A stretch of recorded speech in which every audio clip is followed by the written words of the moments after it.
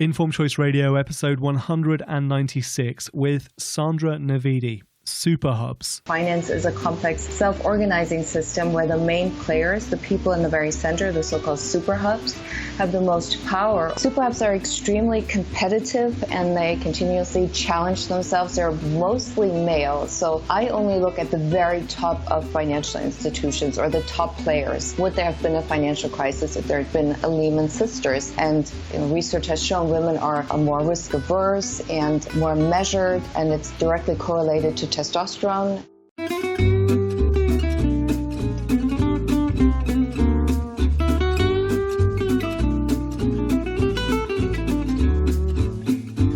From Sundial House Studios in Cranley, welcome to Informed Choice Radio. This is the podcast all about achieving your financial goals in life. Here's your host, Martin Bamford. Hello and welcome to this episode of Informed Choice Radio, where I'm joined by Sandra Navidi, author of Super Hubs. Sandra is a macroeconomic consultant and strategic relationship manager.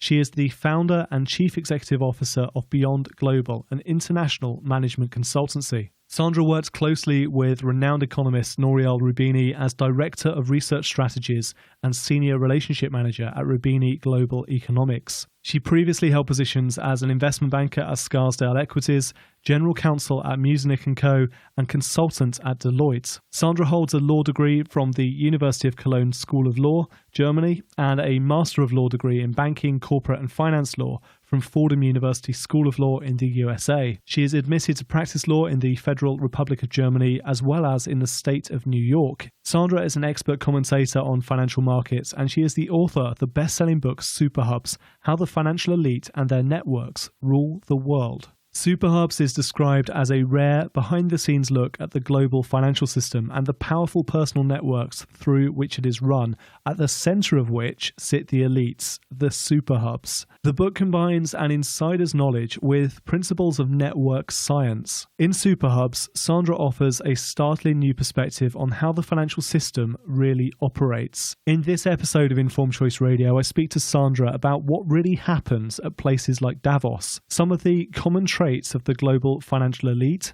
whether Brexit is an example of the elites losing their power, why women are the missing link, and much more. You can find the show notes, full transcript and useful links for this episode at icradio.co.uk. If you enjoy listening, and I hope you do, please do let me know on Twitter at Martin Bamford. Please also say hello to Sandra on Twitter at Sandra Navidi. I would also massively appreciate your review of this podcast on iTunes. Visit icradio.co.uk/iTunes to leave us a review, and we will read it out in a future episode. Welcome to Super Hubs with Sandra Navidi in episode 196 of Informed Choice Radio. Well, thank you so much for joining us today. Could you start by defining network science and also how this applies to our financial system? Yes, thank you so much for having me, Martin. It's a pleasure. So I look at the financial system through the lens of network science, and network science has gained popularity recently through social media and social networks.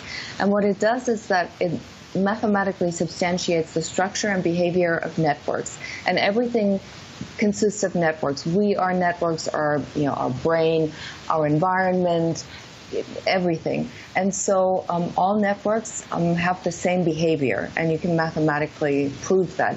They consist of nodes that are connected by links, and they're subject to certain laws and dynamics, and they're all the same for people or even man-made networks, computer networks. And so I use network science to look at the financial system to give it more structure, because the financial system is very complex and amorphous. And so it makes it easier to explain. And also the bottom line of my argument is that finance is a complex self-organizing system where the main players, the people in the very center, the so-called super hubs, have the most power over the system, but they don't have control over the system. And I think that's something that we're seeing right now. And that would be great to investigate and explore a bit more in a second. But these main players, are they what you call the financial elite? Yes, they're basically the people behind big institutions, behind big capital flows and macroeconomic events that you read, first page of the newspaper every day or see on TV. And because everything in our society depends on finance, it's the basis for everything that we do, that gives those people obviously the most power, pervasive power. And their decisions, even small decisions, influence everything that we, all our lives. For instance, when big CEOs decide where to allocate capital, for instance, they make a decision indirectly where jobs will be created, or, which venture capital firms to invest in, or, to speculate on food prices, for instance, or natural resources like energy, or central bank governors. Those decisions have direct influence, interest rates on everything from our mortgage payments to our savings. So everything that they do, or like, for instance, speculators like George Soros, when he bet on the pound, he broke the Bank of England, that have a profound effect on the British economy and on individuals. So those are the people who I basically write about, because they pull the levers of the financial system. And one of the places they pull those levers is at Davos. You write about that in the book as a super hub. What happens at Davos which makes it such an influential event and such an important place? Well, all networks need platforms to form and strengthen. And the elite, as I write in my book, has a yearly migration pattern. And it starts in January in Davos at the World Economic Forum. And then they move on to other conferences like the Aspen Institute and the IMF meetings, International Monetary Fund, and so forth. The IMF is over 40 years old. It started small, and it kind of was a harbinger of globalization, and it probably has also contributed to globalization in a sense. And the captains of the industry, of all industries, though, not just the financial industry, the corporate CEOs from all over the world, emerging countries, come together there, but also intellectuals, academics, Nobel laureates, people from philanthropic organizations, scientists, come together to exchange thoughts. So it's not necessarily a platform to strike deals or make decisions that can be implemented. Although I will say that the World Economic Forum has just a couple of years ago been elevated to the status of an international organization like the Red Cross.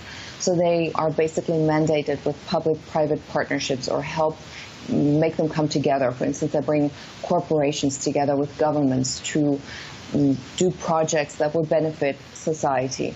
So the point of Davos, because it's a subject of conspiracy theories, and I kind of want to debunk them because I think they're a distraction from what's really important. But the fact is, people come together, they strengthen their relationships, and they have form new relationships. It's kind of a vacuum and with a high barrier to entry. So those people who have access are lucky, and they can strengthen their networks. But if you don't have access, you probably have very low chances of breaking into those networks.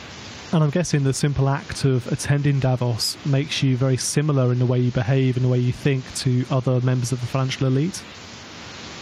Yes, it's a kind of give and take. Either you have access or gain access because you are like them, which is homophily. That's another network law or dynamic. Like and like attracts on the most basic level.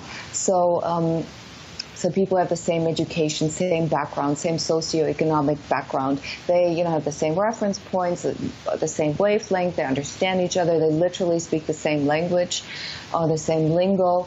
But even if you're kind of an outsider and you break into this world, then you sort of automatically adapt, or you kind of have to adapt, because as an outlier, it's harder to create trust. And that's also it's a very basic law of human interaction. And it goes back to physiological things like how our brain works. But people who are like us, we are automatically inclined, or more inclined to trust.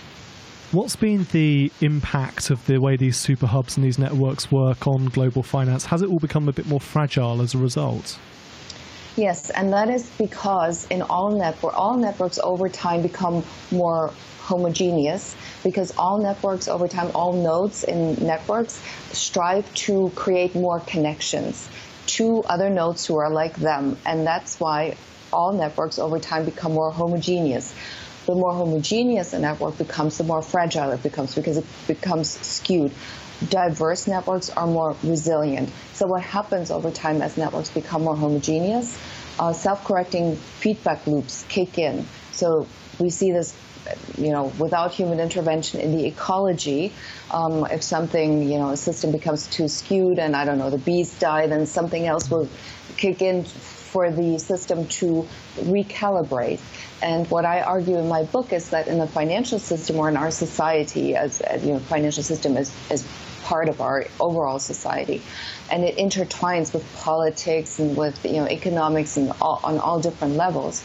But the super hubs have disabled corrective mechanisms. For instance, in the financial crisis, they have blocked far-reaching reform, and even the reforms that we have been conducting, like, for instance, Dodd-Frank regulation in the U.S., are now under Donald Trump. They're trying to reverse some of those reforms. And so what happens is the super hubs become more and more powerful, and all the rest, the 99%, revolt. And so what we're seeing are the disruptions globally right now in the system, and disruptions can be painful for all parts of society.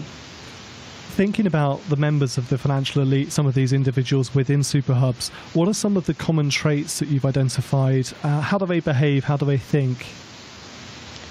Super hubs are extremely competitive, and they continuously challenge themselves. They're mostly male, so I only look at the very top of financial institutions, or the top players.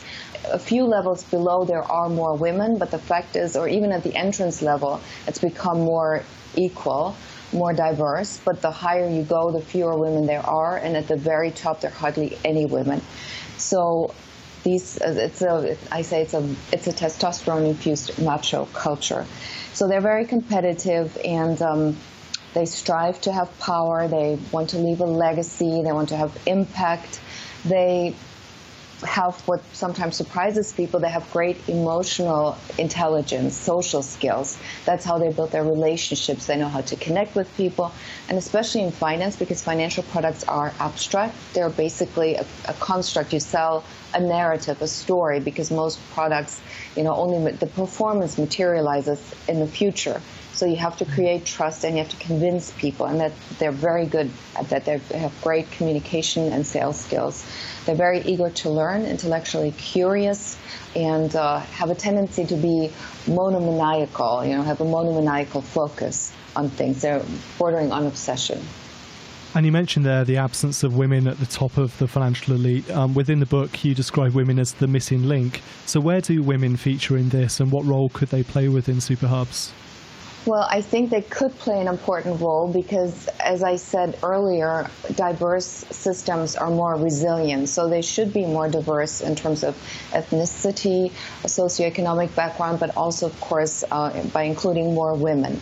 And women have a hard time, first of all, because it is such an aggressive culture, and also, because of the old boys club. It's a very homogeneous environment, so all the men kind of stick together. And women sort of stick out, and women have a hard time. First of all, they're fairly new to this world, a few generations.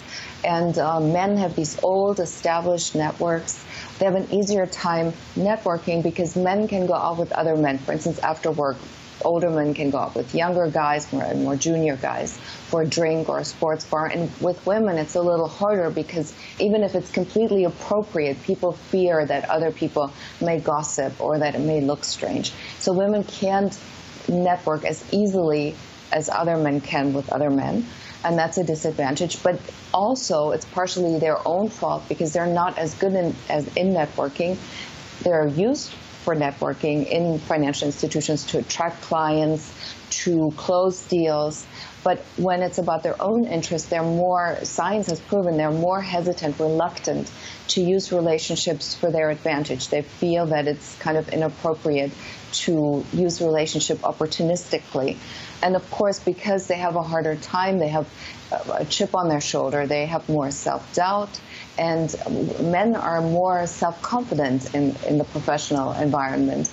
And also there are differences socially. If a man appears aggressive, it's considered a good quality. When women are overly aggressive, it's looked a little down upon. So it's different measures are applied to men and women, and that makes it harder for women. But it would be constructive and advisable to integrate more women into the financial world. And a question that Christine Lagarde, the head of the International Monetary Fund, has asked was, would there have been a financial crisis if there had been a Lehman Sisters? And research has shown women are more risk-averse and more measured, and it's directly correlated to testosterone, science has shown. So from many different angles, it would be a good idea. And you mentioned there the prevalence of an old boys club within the financial elite as well. Is where you went to school still really important when it comes to finance networks and super hubs? Yes, it has become a little less important and more diverse, but schools are still super important. And it's less because of the education, that too, but especially, for instance, here in the United States, the Ivy Leagues, Harvard, MIT, Stanford, people pay a lot of money to go there. Not necessarily for the education, but primarily for the networks, even though networking isn't taught in class. But automatically when you go there, you're introduced to these networks. You are kind of taught from the very beginning how to interact with these people. You develop more self-confidence. You get access. And then when you leave, it's not just the senior people that you meet, of course, also that helps to land your first job, but then also the people from your class, they will all have great careers, so you can do lateral networking as well. So it's much easier to get into a good job if you come from such a school, just because it opens doors. Now, we're speaking the day before the United Kingdom triggers Article 50 and starts its 2-year negotiation process for leaving the European Union. Was the referendum last year, do you think, an example of super hubs starting to lose out with the power of the people? Yes, I think Brexit was a harbinger of things to come. It was a sign of the incipient revolt of the masses, because people realized the extent of growing inequality. Everything has become more transparent, information is more readily available, and it's almost, you could argue that the people voted in favor of Brexit. Many of them were those who suffer the worst ramifications, older people, people with lesser skills. And I think here in the States you see something similar with people voting for Donald Trump, who's not really realizing his election promises. But I think it's kind of almost a destructive urge for people. They want to disrupt the system. As Michael Moore said, they want to throw a Molotov cocktail, a human Molotov cocktail here with Donald Trump into the system to disrupt it, because they have no other choice to create balance. And we see in the U.S. here now with Donald Trump how hard it is to disrupt the political system. And yes, I do think it was a sign, and I think it's dangerous. And we have more elections in France and Germany. Although I'm a little more, I am German, so I'm hopeful that German, because of its history, is more sensitive to these types of changes and hopefully will be more measured in its response. Sandra, thank you so much for your time today. I thoroughly enjoyed reading the book. I do recommend our listeners check it out as well. Before you go, where can our listeners find out more about you online, and where can they buy a copy of the book? They can find out about me at sandra.navidi@beyond-global.com. I'm on Twitter. I'm an avid Twitterer. On YouTube, they can watch my videos. And I'm also on Instagram and LinkedIn. And the book is available, basically, as far as I know, in almost all bookstores in the UK. It's available globally. And also, of course, on Amazon. Fantastic, thank you. We'll make sure we put links to all of those in the show notes too, so people can find them nice and easily. All the best with the book, and thank you so much for your time. Thank you, Martin. I thank you for your interest. A big thank you to Sandra for joining me as a guest on Informed Choice Radio today. I recommend reading Sandra's book, Super Hubs. It really is a good read. It's really well written, and it's a real eye-opener. It delves into the often secretive world of the global financial elite. What's your favourite part of our conversation? Let me know on Twitter @MartinBamford, or in the comments section in the show notes for this episode at icradio.co.uk. That's also where you can find useful links and the full transcript for this episode, which you can download. Don't forget to say thank you to Sandra on Twitter too, where you can find her at Sandra Navidi. I'd also love your review of Informed Choice Radio on iTunes. I know I ask this every episode, but it really is important to us. Visit icradio.co.uk/iTunes. That's where you can leave your rating and review. Ratings push us higher up the iTunes charts, and that makes us more visible so we can reach more new listeners.